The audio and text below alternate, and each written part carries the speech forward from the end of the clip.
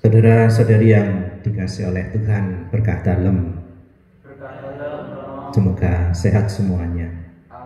Saudara-saudari yang terkasih, kita itu biasanya cukup senang diperhatikan orang. Bahkan kadang-kadang kita juga mencari cara supaya diperhatikan, dipuji, lalu diagung-agungkan gitu. Tetapi seringkali kita punya prinsip yang harus kita lihat lagi. Misalnya begini, kalau misalnya soal memberi atau taruhlah menjual saja, kita tuh biasanya kalau bisa jangan rugi, harus dipas gitu. Kalau misalnya sekilo jual sekilo ya sekilo. Kalau kita memberi 30 kilo beras harus dibagi sekilo harus pas gitu, nggak boleh lebih gitu. Tetapi sebaliknya, kalau misalnya kita meminta atau membeli, kita juga nggak mau rugi, tetapi bukan minta emas, biasanya minta lebih, ya kan?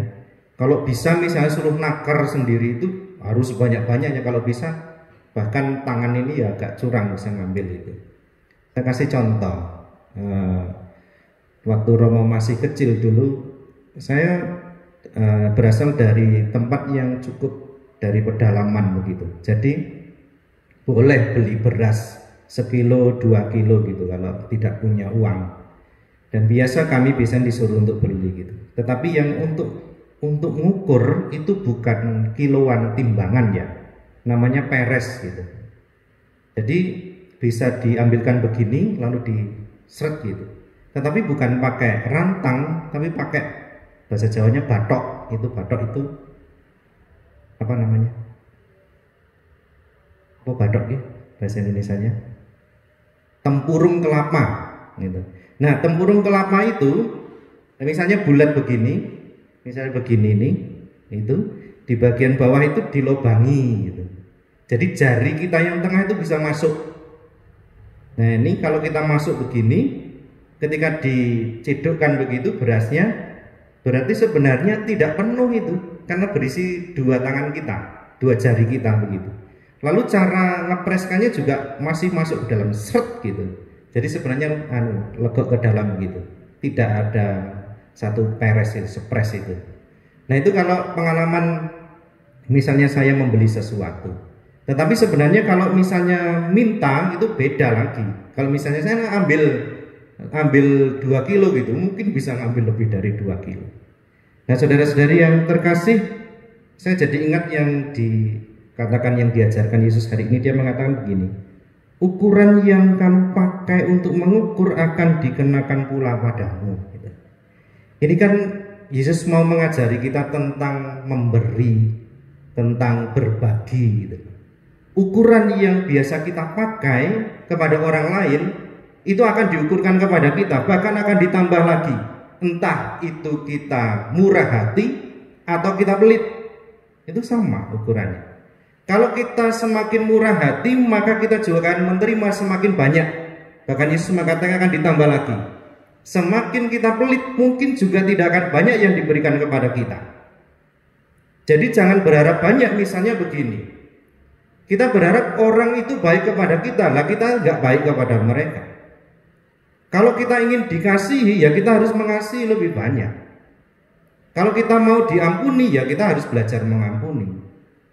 Kalau kita mau orang lain itu berbelas kasih kepada kita, kita juga harus punya hati kepada orang lain. Dan sebaliknya, seringkali karena kita tidak melakukan itu, mengapa seringkali kita mengatakan kok saya diberi sedikit?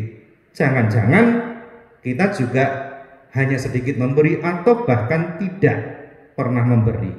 Lalu Yesus melanjutkan ajarannya begini, karena siapa yang mempunyai akan diberi lagi, tetapi siapa yang tidak mempunyai, apapun yang juga ada padanya akan diambil.